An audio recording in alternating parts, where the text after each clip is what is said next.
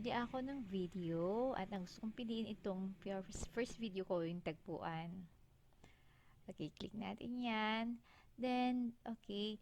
So, dun sa tuldok na yan, yung tatlong tuldok na yan sa upper right natin, i-click natin yan, guys. Okay, pag-click natin ng tatlong tuldok na yun, may lalabas na mga options yan. I-click ang share. Yan. Pag-click ng share, lalabas ang isa pang options. Yan, i-click ang copy link. Okay, click natin yung copy link. Yan, dito sa button loader, yan, i-paste natin yung link. Then, click download. And, yan, click na naman ulit ang download.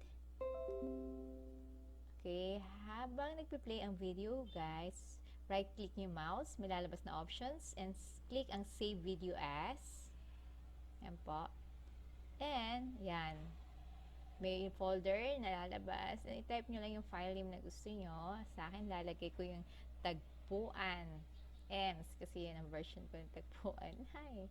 Tapos, yan. Click Save.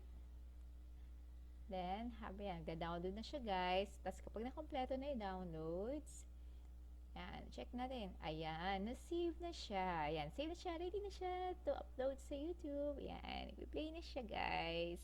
So, ganun kadali. That's it. Thanks for watching, guys. Please don't forget to subscribe. See ya!